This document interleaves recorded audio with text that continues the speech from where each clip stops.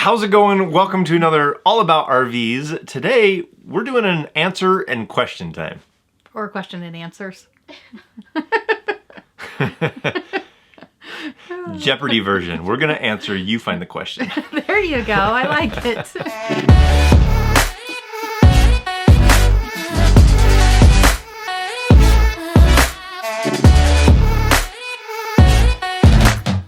Well, we've been reading the comments and we've been looking at the questions that have been asked, and we've been seeing some questions that kind of come up again and again and kind of frequently. So we thought we would tackle some of those questions here today. So number one, it was, what was it like in the beginning? Because it was kind of challenging in the beginning, transitioning from a house to the RV and, you know, changing just about everything in our lives. So I'd like to say that I was like the most optimistic, pessimistic person ever, because like one day I would be like, this is amazing, this is great, I love it.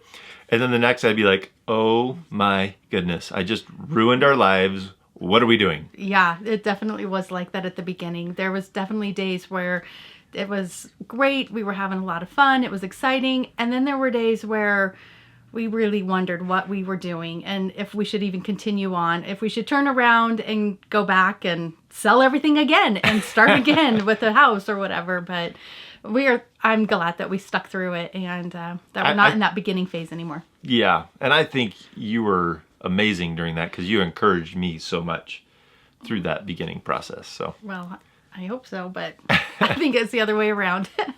Number two. Were we both on board for going full-time in an RV? Yes, we were. Yeah. We both were very excited about it. We were excited about selling all of our stuff, selling the house, selling the cars, all of that. Looking for a trailer, looking for a vehicle. We definitely were on board with all of that. Even our family, they were pretty supportive of it all. Yeah, definitely. So, yeah, that's a pretty easy one to answer. Yeah, it is. We were very excited about it. Yep. Number three. Number three is, what kind of truck and trailer do we have? Fifth wheel. So what kind of RV? So we have a 2004, it's a 38-foot Forest River Sierra toy hauler. Fifth wheel. Fifth wheel, yes. Yep.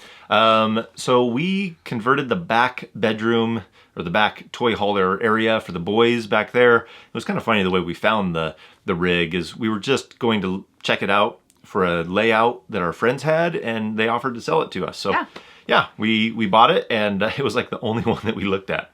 So well, the first one I looked at, he showed it to me. It was a raffle one, and it was the worst thing ever. It was so gross. And I think somebody died in it. They may have, or at least their black tank overflowed into it because it was nasty. But my husband, being amazing at putting stuff together, he was so encouraging. He's like, I could fix it, I can make it good.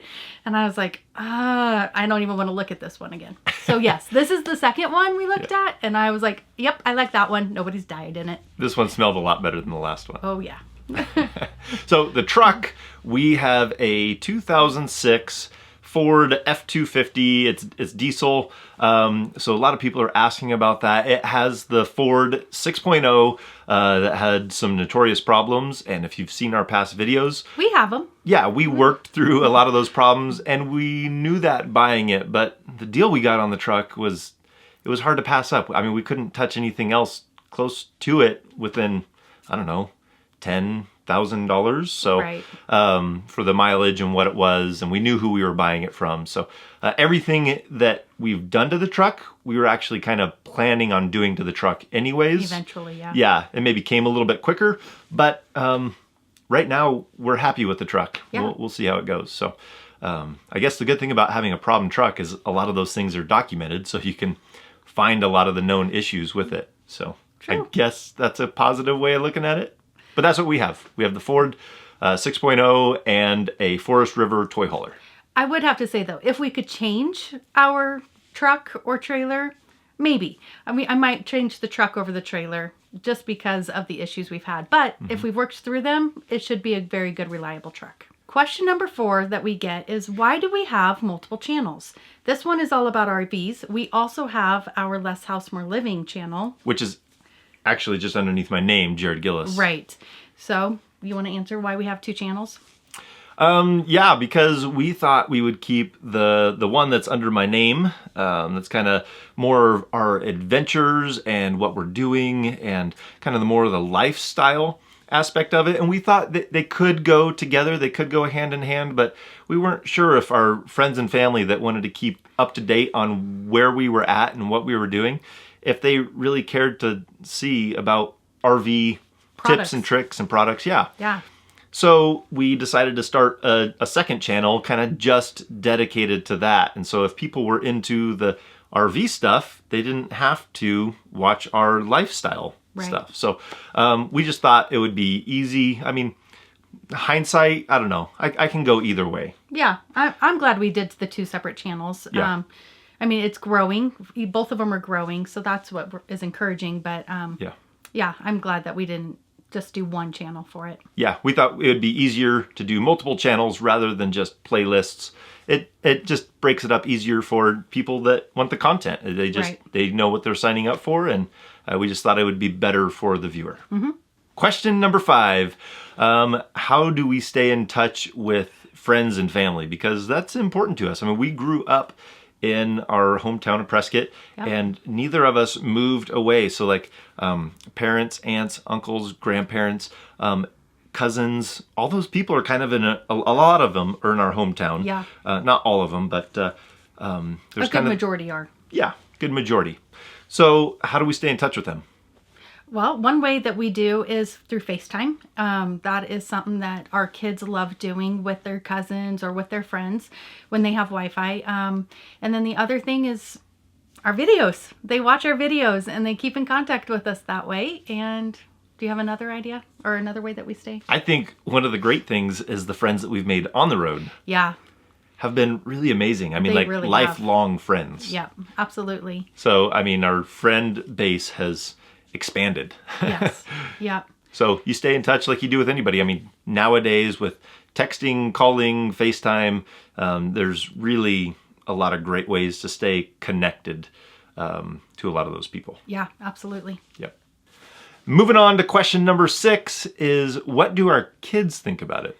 So for this one, we're going to have Matt come and answer a question. So come on, Matt.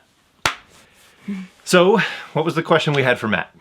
The question we have for Matt is, are you glad that we are traveling, or would you have preferred if we had just stayed doing our regular life in a regular home? Sometimes it's a mix between both. I would love to stay in a regular home for like activities and sports and all that kind of goodies. But I also love traveling because I get to see new places and that most people won't be able to go to. Like, it's like a lifetime vacation almost. Yeah, kind of, huh? In my own home. I'm on vacation in my own home. Are you glad we did it? Oh, yeah. I would do it again. Nice. Nice. Thanks, buddy. Yep. Mm-hmm. Goodbye. Goodbye. Goodbye. Question number 7 is, why did we choose a cat? And we chose a cat for a handful of reasons. I'm a dog person. Chris was a cat person. And so she won the thumb war contest. No. Yeah. But Eli is actually the one that takes care of the cat most of the time. So what do you do to take care of the cat, Eli? I feed her and give her water. Yep. Nice. And who does the litter? You. Usually me or Matt. Eli's a little bit allergic to the litter, only when it's being sifted and used. Yeah. So he doesn't do the litter, and she's actually a lot of fun to have. Now, we used to have a Rottweiler when we had a house. I love dogs, but for a cat, people ask why we went with a cat. They're pretty easy when you're talking about an RV. I don't have to take her on a walk through an RV park and get a little doggy bag. So that part is easy. She uses a litter box. We empty it. She can be home all day and we don't have to worry about her going out. So those are some of the reasons why you see a lot of people choosing a cat for an RV. I love dogs. The cat has been a lot of fun. Eli loves animals. So it was one of those things that we wanted for our family, is to be able to have a pet. So that's why we have a cat. Yeah, she's a lot of fun. Okay, we just got a couple more, and number 8 is, how often do we do laundry? Yeah, so we do laundry at least once a week. If I have access to a laundry facility and I'm not having to pay a ton of money, I'll do it every 4 or 5 days. But generally, once a week is what we can go traveling.